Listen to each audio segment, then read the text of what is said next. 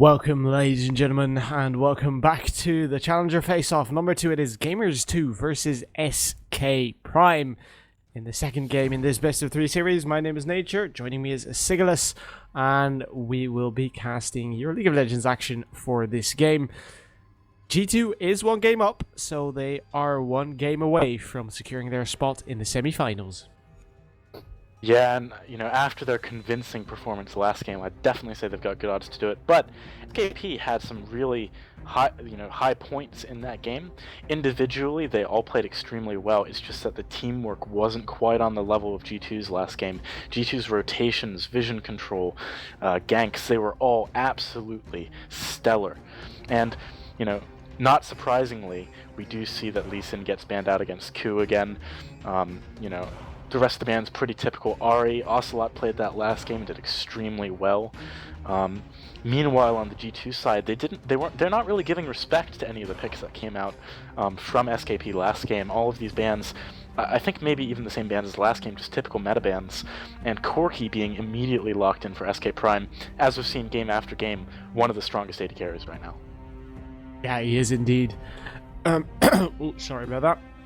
So, Crixus at the moment, I've been pronouncing his name wrong the entire last game. I just now see. Okay, that's interesting. So he'll be locking in the champion in the next 20 seconds or so.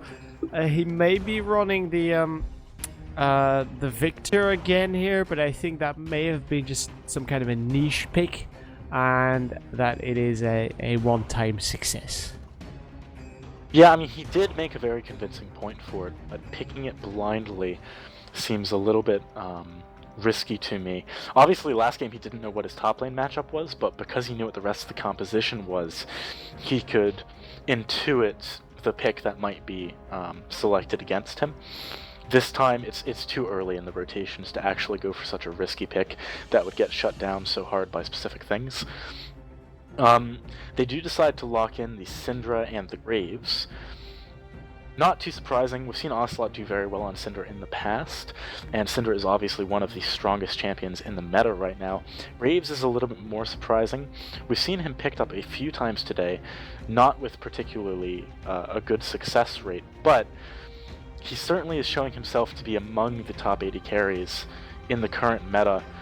Even though it's not something we saw much at Worlds, for example. It's something that's been discovered more recently. Jarvan and Rumble being the next picks coming out of SKP. I love that they picked the Jarvan away from Ku. He absolutely dominated on that pick last game. The Rumble is a good pick, but it's a little bit concerning that they picked it before the enemy top laner, and we see that Crixus has taken this as an opportunity to get his Victor again. Another Victor in this game, as the Zed right now is being hovered over. That was, of course, that was banned last game, I believe. So that's probably the reason it wasn't picked. And right now, it's probably going to be Goldbro that will be using that one here. That means only Barney D has to select his champion on the side of SKP, and well, it's going to have to be a good one though, because they had some trouble in that bottom lane last game around, and it seems like it's going to be a Zilean, very popular pick as well, of course. I really like the Zilean pickup against the Syndra and the Rengar.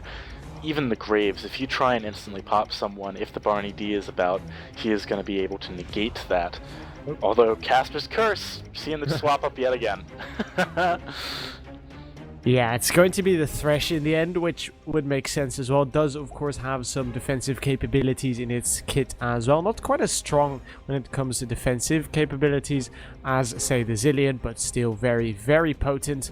And, of course, he does have some more catching potential in the form of, say, the Death Sentence.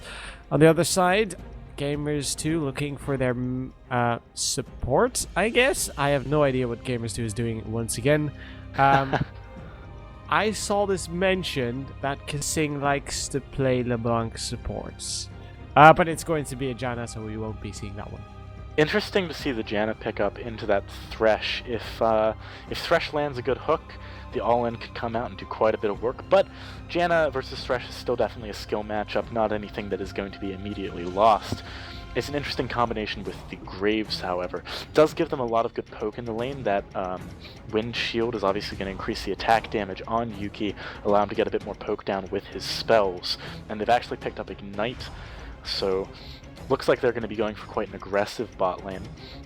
We have seen a few lane swaps earlier today, and I think against Rumble it wouldn't be the worst thing in the world to go for a lane swap. However, I think Crixus might struggle a little bit, and I think he'd also do okay against the Rumble in the top lane, so we're likely not going to see that. I like the compositions from both teams. The team fight composition coming out of SKP, again, they've got a lot of team fight potential. If that Rumble ult goes down, it can really do a lot of work. The Equalizer is one of the strongest team fight ultimates in the game. On the flip side, though, you've got the Chaos Storm from Crixus, which we saw how effective that was last game at melting people. Yeah. Whew. This is probably going to be a good one as well, so ladies and gentlemen, keep your eyes glued to your monitors, I guess, and until the next couple of minutes are over, because we will be heading into a quick commercial break. Once we come back, it is going to be Gamers2 versus SKP for what could possibly be the last game of the evening.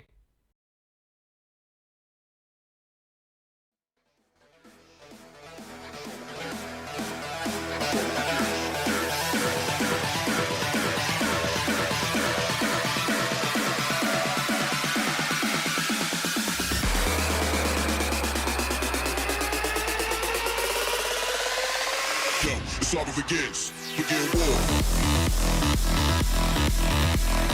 War. Begin war. War. War. War. Begin war. War.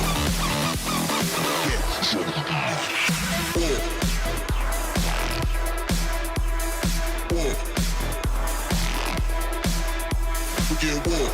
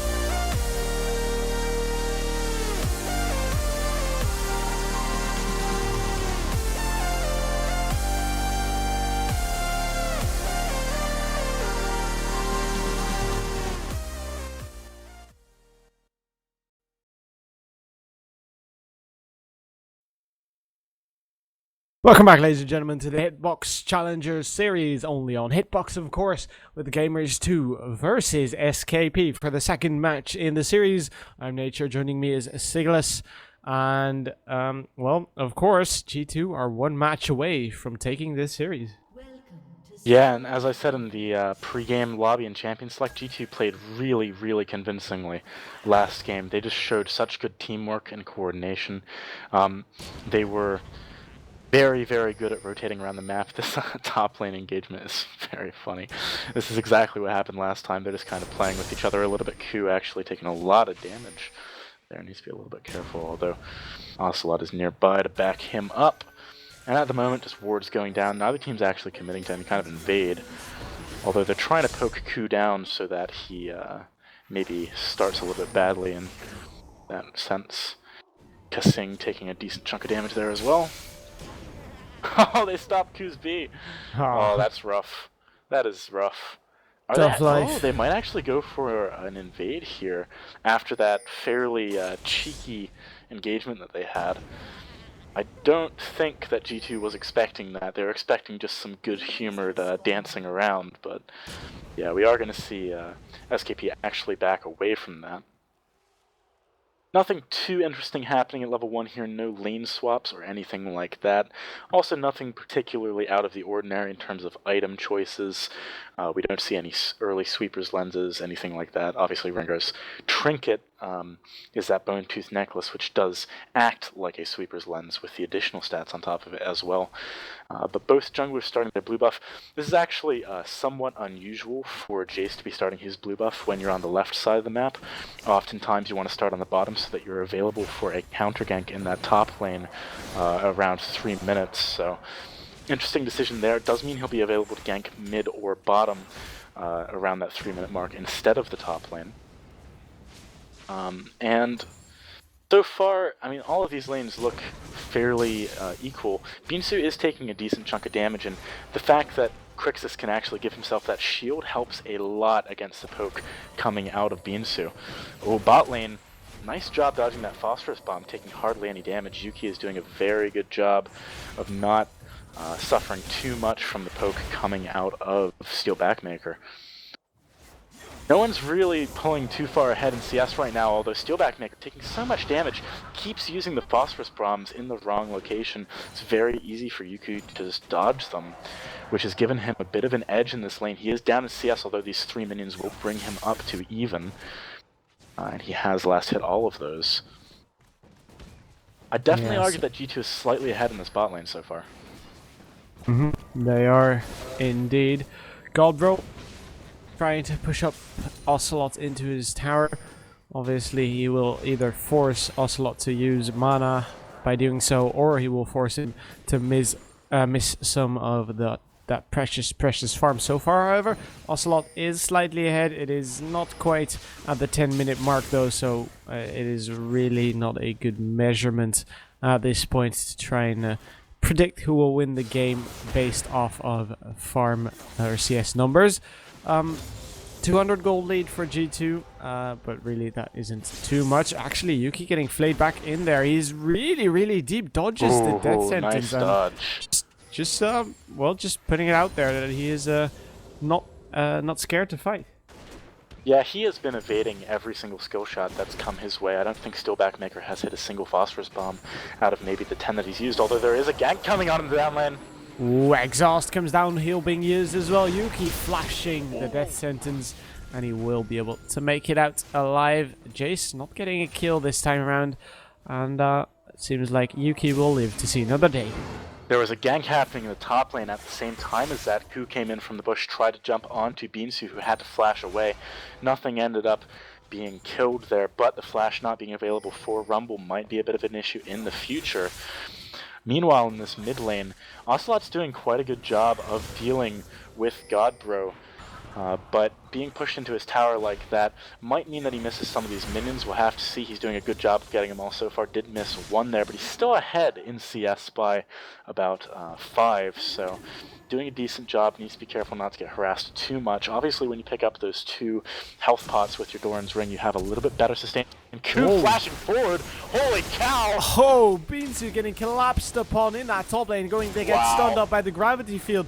Expert movement once again by Q shows why he is considered one of the best junglers in Europe. You can tell that Ku and Crixus had planned that out perfectly, because the gravity field was positioned in such a way that it would actually land the stun after the Bola stun ended. That was perfect overlapping of CC, so that none of it was wasted. And had that not happened, Binsu might have been able to walk away from it, but obviously his flash was burned earlier. It was a very, very tight play coming out of G2, showing again their teamwork is just stellar. Yeah, stellar indeed. Dace now actually maybe looking for a bit of aggression near that mid lane, or perhaps even near the top lane. Oh. Let's see what happens in that mid lane. Goldbro is in a bit of trouble. There's the death send, or the death mark rather, on towards Ocelot flashing out of that one, and he will be able to make it out alive. But here comes Crixus from the side. Goldbro very, very low, and they are able to face force back Jace and Binsu, and it seems like no one's going to go down. Both the top laners had to use their teleport here, but it's only going to matter if they decide to go for a dragon attempt soon, probably. Binsu taking a lot of damage. He needs to be careful when it comes to engaging Crixus like that. The shield is giving him such a good ability to trade. And in the bot lane, actually, we see that Steel Backmaker is doing really good on CS. He's about 10 ahead, although there is yet again another wave for Yuki to take here. So he will likely catch up. That hook being down might be a signal for some harassment to go back the way of SKP, but it doesn't look like they're going to go for it yet. G2 just backing away, pulling the minions to their tower. Very passive so far. Neither of these lanes is really going too ham. Both of them taking exhaust this game, so you can tell that they didn't really want to go crazy in that bot lane. Oh, the hook does land onto Yuki, though. Yep, a hook on Yuki indeed, but he doesn't really care. He's going in on towards Barney D nonetheless. Flash being burned, Bola does connect. Exhaust comes down. A lot of damage being mitigated right there. And I think, yeah, it was Barney D that burned his flash, so not Ku. Because that one was on cooldown, so it was quite a nice trade for them, as Barney D's flash will still be down. Yeah, I mean, basically they're dodging the empowered Bola was what gave them the ability to get away. Had that Bola that landed been the empowered one, it would have been much more difficult for the bot lane of SKP to get away successfully there. But we do actually see, because of the Ruby Crystal that Steel Backmaker has picked up, he's not taking that much harassment from the double Doran's Blade Yuki, so they're doing alright in this bot lane. And actually, he's extended his CS lead. There's not even a wave sort of disproportionately balanced in favor of Steelback Yuki right now. Oh, mid lane, Ocelot! Ocelot could be in trouble here. There's a death sentence, and it should pop him in a second. There you go. Godbro picks up the kill with a very satisfying sound effect. Yeah, I mean, you can't really roam away from the lane like that if you don't have vision against a Zed. He is just going to death mark you if anyone is nearby to help him out, and that is exactly what happened. Ocelot getting popped very quickly there, and what had previously been an extremely even lane, only one different in CS, is now a kill up in favor of Godbro. If Zed gets a little bit further ahead, things could go very badly for him. He actually has a blue buff right now, which is going to let him spam his shurikens to try and keep damage onto Ocelot. So, yeah, this lane could be getting a little bit more difficult for G2 after that kill. It could very well indeed. Xerxes in that top lane, roaming, or moving back rather, towards his lane. He'll probably try and push this one out, but Binsu, of course, being the lane bully that he is, will probably push it out a bit quicker, but it doesn't seem like Xerxes has a lot of trouble with that, as he'll be able to pick up the farm at a reasonable pace. Ku is actually doing some counter jungling. Jace has just scanned that brush, so he knows that there's no ward in there, but Ku, I don't know whether he has seen Jace. Don't think so. Oh! It was... Whoa! Steel Backmaker! Oh. What are you doing, buddy? Oh, he's way too deep, but the lantern saves him. Yeah, he didn't auto-attack during his Gatling gun there, hardly at all, and I'm not sure he really wanted to make that trade. It was a bit badly informed. Oh man, Godbro going in again! Oh, but this may be a bait out of Ocelot. Unleashed Power comes out, and Godbro will pay the price for that one. I'd say that was a bait. Yes, that absolutely was a bait, and by giving Ku that kill, things could get a little bit dicey if you're SKP. Obviously, Rengar snowballs very, very hard. Top lane, Beansy being very aggressive, even though he's significantly lower health than Crixus. Needs to be careful not to get or bite off more than he can chew, as we've seen these players doing a lot in the past few games. Actually using Equalizer just to shove the lane. It looks like he probably wants to return to base soon, but doesn't want Crixus to get a free shove into the tower where he's going to lose all of those minions. Very smart play. It's not the longest cooldown in the world, only 100 seconds at rank 1, so not losing out too much by doing that. Chris is still going to be able to get a lot of those minions into the wave, though he's actually moving up and tanking the minions so that he can push it out faster. And Kasing needs to be careful. Oh, Barney D! Ooh, Barney D could be in trouble here. Seems like he'll just be fine. It is a 1,000 gold lead for G2. They are well in the lead here. Only 10 minutes into this game. They obviously 1,000 isn't too much. 10 minutes into the game. Oh, death sentence gets thrown out there. Some more rockets. Yuki's almost out of mana, but here is a lantern for Jace. But a very unsatisfying entrance in towards that lane for him. Yeah, and Yuki just taunting him there with the recall animation, knowing that he wasn't in any danger. Very BM, actually, but, you know, Yuki doing a really good job of surviving these ganks that are coming his way. Still see a CS lead coming out of Steel Backmaker. He's done a very good job at maintaining that.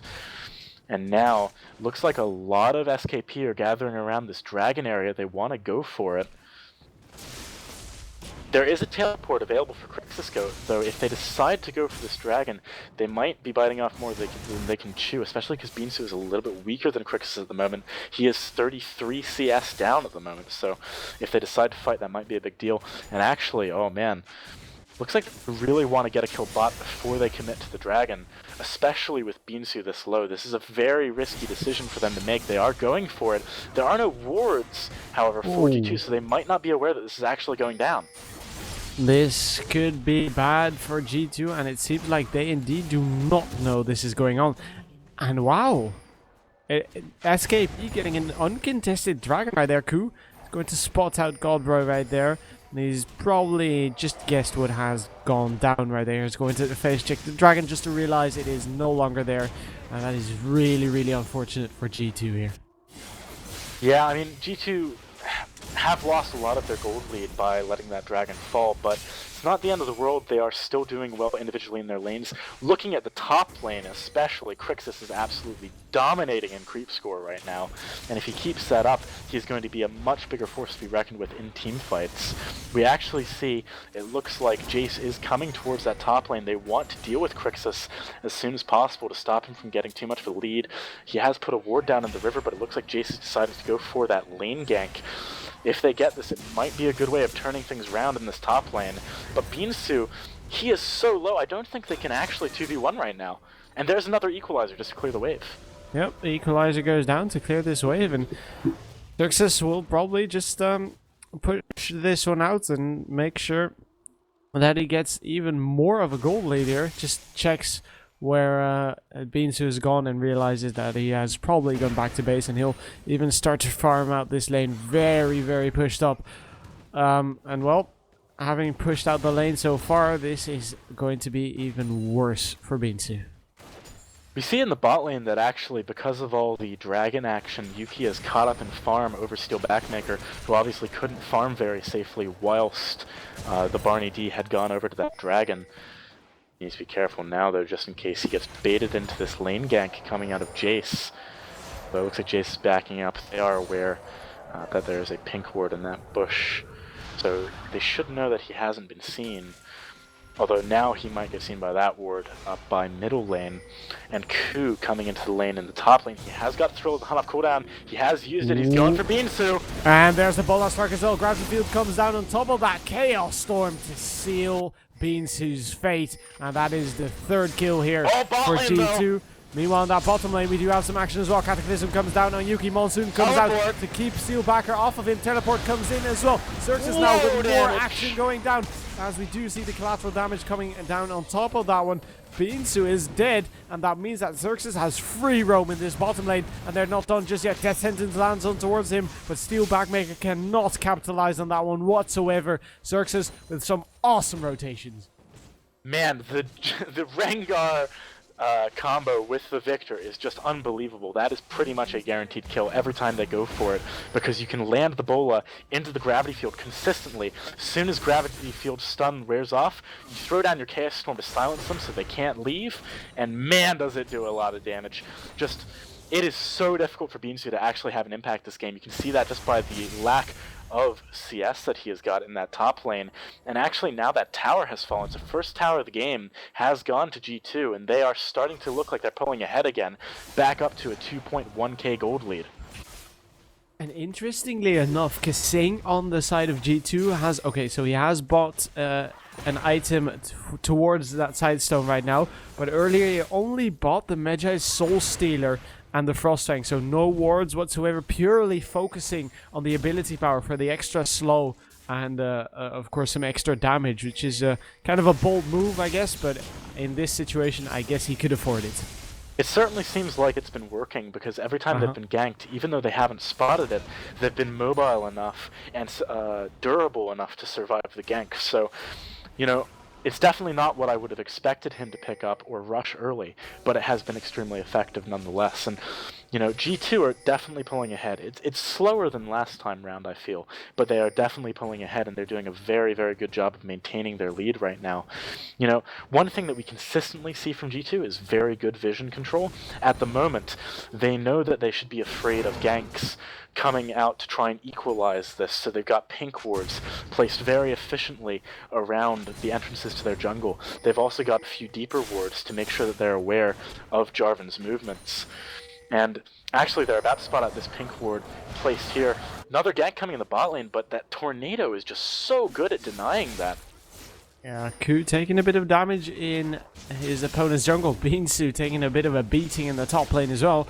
He's really having trouble here. He has closed out that discrepancy by a bit, but he is still 40 CS behind, and it really isn't looking too good for him at this point. Ku now once again moving towards that top lane. If they get the empowered Bola strike on towards him, and of course the gravity field, it is so painful, as we have seen numerous times. He's also doing some counter jungling, so this Ku is really getting out of hand. That was very smart, using the Bola to try and get off that white to get the last stack of his Fury. But oh man, Godbro coming in. Is he gonna pop Ku here? Yes, he is. Yep, Ku goes down, overextending. He has large fangs, but still he can bite off more than he can chew. And Spartacus, or Ocelot rather, can also be in a bit of trouble here. Death Sentence, or Death Mark is still available. Flashes behind him. He needs to get him locked away. Good Zhonya's Hourglass here, but it might not be enough. He uses the Unleash power on Godbro, but really it doesn't matter, as Godbro has already done enough damage to get Ocelot down. Oh, Flash comes in. Xerxes looking for more. Is he going to be able to get it? No, he's not. Godbro picks up the kill, or actually Jace picks up the kill, and that might transition into a dragon here. Well, that is not good news for G2. They just lost second dragon of the game in addition to 3 kills. And that's, you know, coming close to evening things up. It looks like G2 might actually want to contest this. They don't get the dragon, but Barney D taken very low. It seems like Barney D is going to be the sacrificial lamb for his team here. He'll go down, the rest of his team will make it out alive. Not if they can interrupt some of those recalls though. Jace, is he going to... Yep, he will be able to make it back to base. And Ku was barely too late on all of those recalls. Let's see what he can do. In the meantime, some more counter jungling would work out just fine. In the bottom lane, however, G2 are going to happily take a turret. Yeah, and that's a very good pickup for them. It gives them all 3 of the outer towers, which is a lot more ability to roam around the map, pick people off, especially when you've got a Rengar as your jungler. Having the ability to roam around the enemy's jungle can result in some really good kills there, so that's what they're trying to do at the moment. You can see they've moved their wards up very deep into the jungle of SKP, and some of the ward positions are really interesting as well. If you look at the one by the middle lane above it, they are putting themselves in a position where they can see the movement through the lane, so long as they move to the left side of SKP. That gives them a lot of knowledge about what sort of movement SKP is trying to get around the map. So they're trying to predict where... Oh man, top lane! Xerxes getting caught by Jace, but it might not matter. Oh, it is going to matter in the end, as he will go down. May have almost picked up a kill there on towards Beansu, but in the end Beansu proved to be slightly too tanky, even though Xerxes threw everything at him he had. And at this point, Jace may be able to push out that top lane quite effectively, and he is going indeed to pick up the first turret for his team here. Yeah, that was a really nice gank by Jason. It's exactly what SKP needed right now. Giving Beansu the ability to come back a little bit, in addition to everything. Oh man, Ku's coming in bot lane here. Is he going to pop his Thrill of the Hunt soon? We're going to have to see Kasing coming around from the side maybe. But Godbro's actually nearby. They might not want to engage on this. Could be risky. Let's see what happens next here. Steelback Maker and Barney D, or I believe Barney D just saw that ward, so he's going to sweep that one and clear out both of them, which is really nice because that means they have almost free reign on that jungle. Oh, Barney D gets caught, but there's a death mark out of Godbro. Good Monsoon to heal up Ku. Ku jumps in once again, but here's the rest of SKP. There's a brilliant equalizer. Ku in all kinds of trouble right now, does get the heal down on himself. Jumps up towards one of those minions, trying to lifesteal as good as he can. Ocelot on the top side is almost alone, completely secluded. Does get a scatter of the week, but it doesn't matter in the end as he will go down. Gravity Field comes through, will not lock in anyone, and it is going to be a 1-for-0 trade here. Yeah, the reaction time from the entirety of SKP there was absolutely awesome. They managed to get to that gank as soon as it started, and there was a bit of a late TP down by Crixus because there weren't any wards in good positions for him to go to. I would have liked to see Ku maybe put down a ward as he jumped onto Steel Backmaker there. It might have actually let Crixus come into the fight a little bit sooner. He had to teleport to a minion in the wave, whereas the fight was all happening in the river, so he couldn't really get there in time. And really, what we see here is SKP is pulling themselves back into this. They're actually at a gold lead for the first time in this game. Oh yeah, I just noticed that. Oh, this could be bad for G2 if they want to still win this game, of course, because, well, a gold lead is, of course, always nice if you want to win games, because that is, in the end, what gives you the additional items that you need to be stronger over your opponents. And at this point, Jace may be looking to invade for a bit here. Ku is just clearing out that red buff, as we do see Jace picking up that pink ward. Ocelot here will know that Jace is close, so he's probably not going to be doing something very, very bold here. Dragon coming up in another 1 minute and 40 seconds, so we'll probably have both teams play quite defensively until then, or they'll try and get a big team fight because they think they can win. Yeah, it'd be nice for either team to get a big fight right before that dragon spawns for them to easily go take it without contestation, but most likely we're going to see the fight actually happening on that dragon, and I think both teams are in a decent position to win it. It's all about how they use their abilities. Crixus, though, taking a lot of damage. Yeah, Xerxes will be forced to flash over this one, but a flash comes through out of Beansu, uses a life siphon, but it really doesn't matter, and Beansu picks up the kill. And for the first time in this game, he almost managed to solo Xerxes, which is really not ideal, and that means that either G2 has to capitalize by picking up another kill here, or they need to do something, well, something else, because one man down at this point, and Dragon coming up in another 40 seconds. It means, of course, that Xerxes will be up for the Dragon, but it may not be up. But he may not be up in time. Yeah, I mean, I think it's a bit interesting. I was talking earlier about how G2 had very good ward control, But having said that, all of the picks that SKP have been getting have been happening that top side of the map onto Crixus even recently, but they haven't actually extended any of their ward coverage to that area. So even though they know that that's the area where they're struggling, they're not dealing with it appropriately. And now that's starting to backfire quite badly. Crixus, who was dominating in lane, is actually negative KDA right now. If G2 don't shape up their vision control soon, they might find themselves losing. And this tower is under significant pressure right now. Doesn't seem, however, like SKP are going to want to commit coup. Using the thrill of the hunt, Jace has perhaps sniffed him out and is looking to try and find him at this point. Kasing also throwing out some of those howling gills. G2 is trying to regroup. Oh, Of course, taking the scenic hook, but a good hook indeed onto Kasing. He just gets blown up immediately. And Ocelot as well. And Orc has the trouble here. He will go down. And as a result, that turn in the mid lane is not going to stand for too much longer. Man, the Barney D is landing some excellent hooks this game. That is 100% why they are now able to potentially take up to 2 towers in this middle lane. They do need to be a little bit careful not to get cocky here, but so long as they play it right, they are likely going to get this tower. If they do in fact get it, might even be able to rotate directly down to Dragon and pick up a very big swing of a lead immediately. And right now they are indeed rotating straight over to the Dragon. That one's not going to be left standing for too much longer. It will in fact go down very, very darn quickly, and they will get themselves a 5,000 gold lead after being, after having a gold deficit of around 2,000 for the entire early game of this match. They are now looking very, very strong.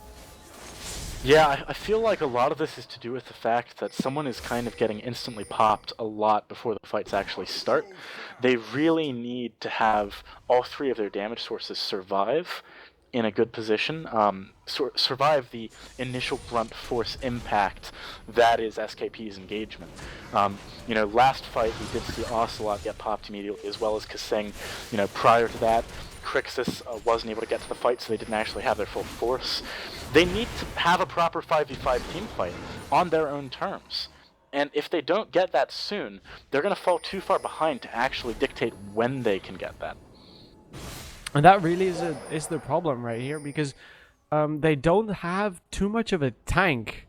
Ku is building, well, of course he's not building glass cannon, but he's really not building too tanky, as he's trying to blow up people as fast as he can, and no one's able to tank for the team. And of course that doesn't matter if they are able to shred through the entire enemy team, but if they are getting caught over and over again, they are going to get killed, because most of them are quite squishy here.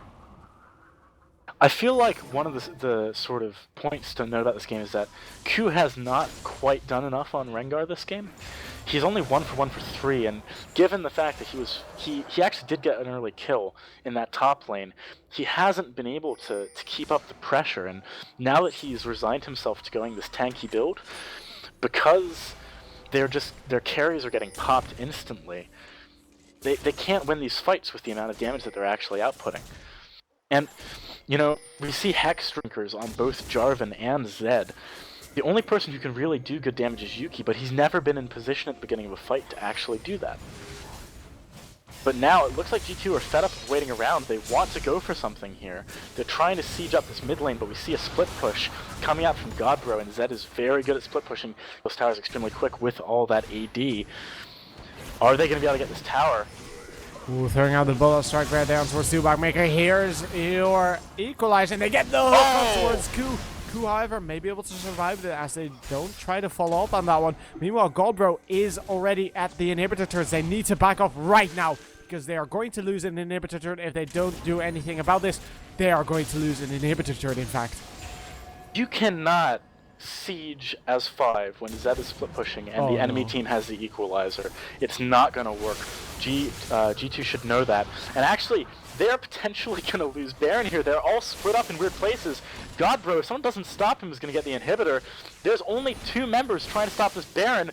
What's going on? G2 are falling apart right now. Deathmark goes down on towards Yuki, instantly pops back towards his old shadow, but it doesn't really matter. Yuki is not in the monsoon, throws down everything he can. He will be able to pick up the kill, and in the meantime, Ocelot has stolen the Baron. This could be what they need. Steelback Maker takes the Lantern Ride to safety, and suddenly G2 are actually in quite a strong position here. That was amazing. That all could have gone ever so slightly differently, and it would have been a tremendous loss for G2. Thankfully, the Baron getting stolen away is going to give them the ability to siege a little bit better, and maybe deal with the split push coming out of Zed a little bit easier. And also, Yuki so nearly died in that bot lane due to a miscommunication between him and Kassing. Kassing ulted Zed towards the way that Yuki tried to dash away, and Yuki wasn't in the ult for the heal. So the fact that he lived on a very tiny amount of health, extremely lucky. That could have looked very different. This game is getting more tense with the second, as it is still a 5,000 gold lead for SKP, but G2 now have a Baron buff, which is of course a huge boon to their damage, and they may try and push this one out. Actually, they don't want to get Ocelot get caught here. Being forced to flash out of the Cataclysm is quite alright, even though, especially because Jace already used his flash of his own, so it's not too bad, and at least Ocelot's still alive.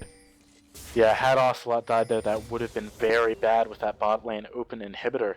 But now he's just going to go back to base and heal up, run back down that mid lane. And I like this pickup of the early Void Staff from him so much. He's had it for a little while, but I've only had a chance to mention it now. When you've got the early Abyssal Scepter on Rumble, in addition to the Hex Drinkers, and even an additional Negatron Cloak onto Jace, you know, he really needs that magic penetration to be dealing good damage. In fact, I would like to see one of those on Crixus very soon, because he is probably not going to be dealing very much damage to a lot of the priority targets on SKP right now. Slightly off topic, I just had a minor bug which caused me to have a bit of a delay, so if you guys had it as well, make sure to press J. It's just a small PSA right there as we continue to move back in towards the Summoner's Rift. G2 trying to siege up what they can. Seems like they're going to try and pick up that top tier 2 turret, and they are going to be able to do so. Actually, Jace getting slowed so much from all the ability power that Kassing has, as they will be moving back in towards the mid lane, but they're still quite hesitant about fighting. Yeah, this is what I mean about the rotations from G2. We saw it last game. They're so good at rotating between lanes and taking out towers before their opponents can respond. Now they're going towards this dragon, but everyone is ready for it, pretty much except for Steel Backmaker. It's falling very quickly. I don't think... Wow, we're actually not going to see a contest here coming out of SKP. Things are starting to go back towards G2. They're still behind on gold, but they're doing a good job at not losing right now, and they were very far behind up until this point. Yeah, what was a 5,000 gold lead is now a 3,000 gold lead, so it is it's looking better for G2, not ideal, but better, and I feel like they need to do a bit more if they want to get back in towards this game, but at least they're on the right track, as Ocelot gets himself that large Wraith. So far, seems like we are going to have a bit of a lull in this game. So no one is going to commit to a fight. Fun fact, Kassing's Mejai's has been almost useless this game, as he's 0 for 1 for 2.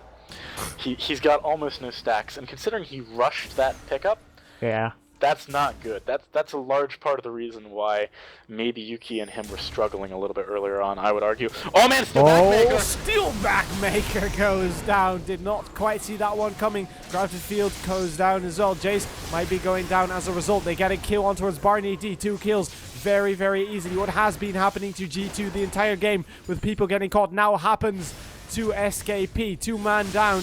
Let's see what they can do on the side of G2.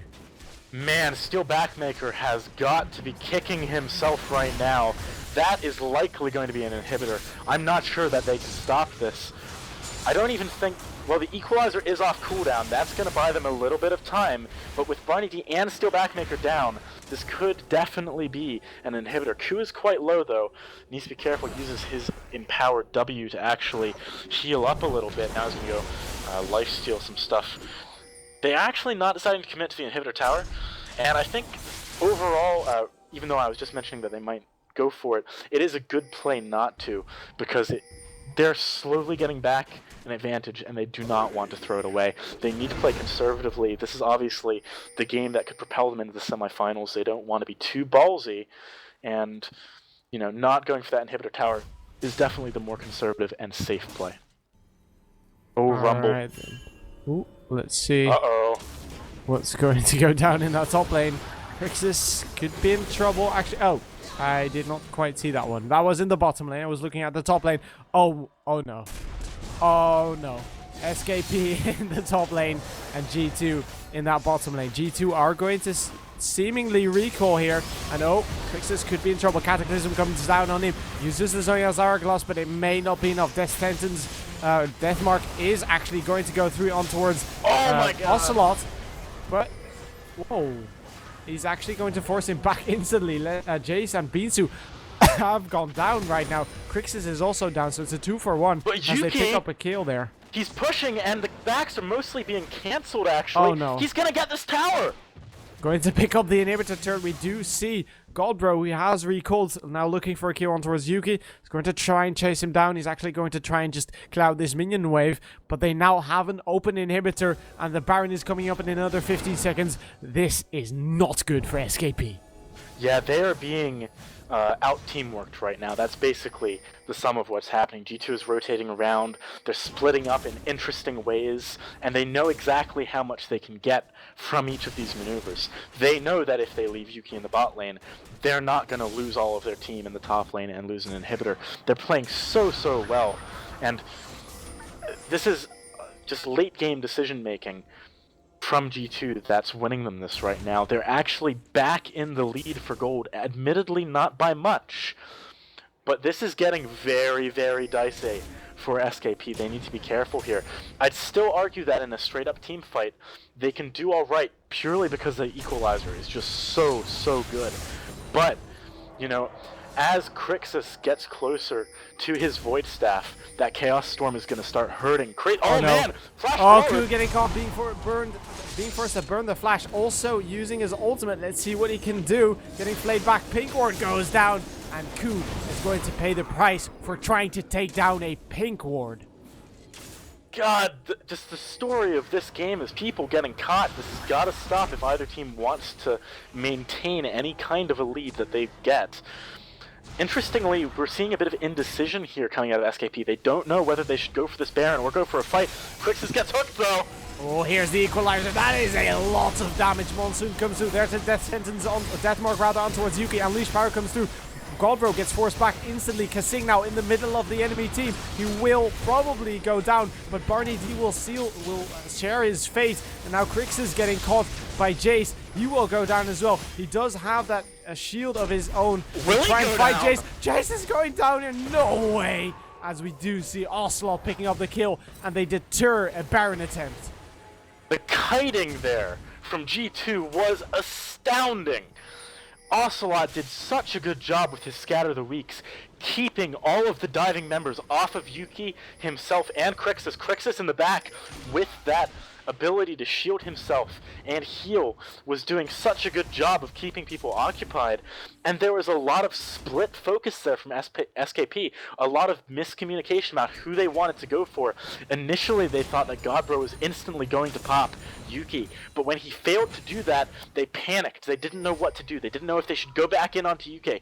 They didn't know if they should go onto Crixus, and because they didn't have that unified vision about what they wanted to accomplish in the fight, they just fell apart, and ultimately that fight was a very convincing victory for G2. Their teamwork is on another level. Yeah, the point where a team starts to win 5 versus 4, it is really not looking good. Oh, Actually, Godbro could be in trouble here. Uses a death mark. It is really a matter of last resort, and it doesn't work out this time around. Equalizer comes through. This is a really good spot for the equalizer, but no one is standing on it. Jace will go down. Double kill so far for Yuki. Now looking for a triple in the form of Beansu. Beansu is, however, going to make it out alive. Gravity Field comes through. That will get flashed by Stewbackmaker, and that means Baron is on the board. 2 men dead on SKP. This could be a Baron for G2. That was a great place for an equalizer, but it was also a great place for a Chaos Storm. And man, did that hurt SKP. Not to mention the fact that when you do not have Godbro alive with that death mark, how do you kill Yuki? I mean, if you look at Jarvan right now, Jace has not built a build that lets him just 1v1 Yuki. Yuki is incredibly strong right now, 602. Huge farm, admittedly not as huge as Steel Backmaker, but he could easily deal with Jace right there. And with Godbro not available, it was so much easier for them to protect Yuki, and they could just snowball through the team. The equalizer didn't actually land on Yuki either. It was well positioned. It did land on almost everyone else, but it did not land on Yuki, and Yuki managed to pick himself up a very solid double kill and almost more. And that's going to be a Baron for G2. They are now 5k ahead almost, and they have an open inhibitor in that bot lane. That is almost certainly going to be their next port of call. Yeah, and they picked themselves up the Dragon as well.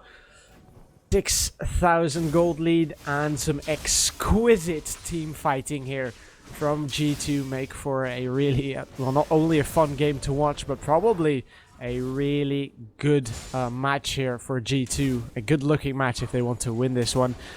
Right now, G2 is looking to push up all of these lanes. We do have a bit of a large wave forming in that top lane against G2, but so far they don't seem to care too much. They're heading in towards that bottom lane, and that inhibitor is probably going to have to fear for its life.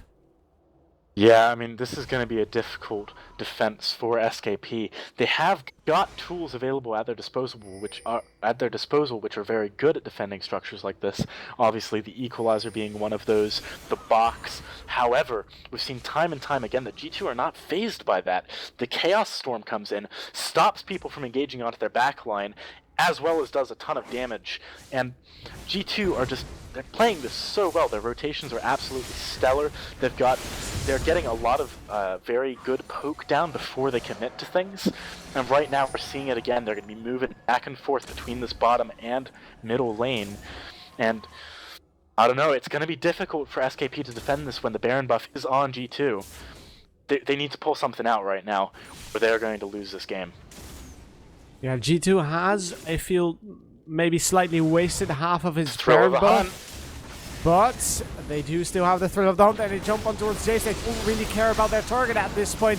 Hailstorm is still available. Here is your Death Mark coming through. Ocelot will try to flash out. 1 kill going down. Barney D will be the first target. Beansu the second. That's 2 men down. Inhibitor going down as well. G2 with some nice team fighting once again. And that may secure them the spot in the semi-finals here. Godbro trying to do what he can. Doesn't really matter. G2 looking for the second Nexus turret. And it may be enough to take it down. Yuki doing so much damage on towards those turrets. Nexus is completely open.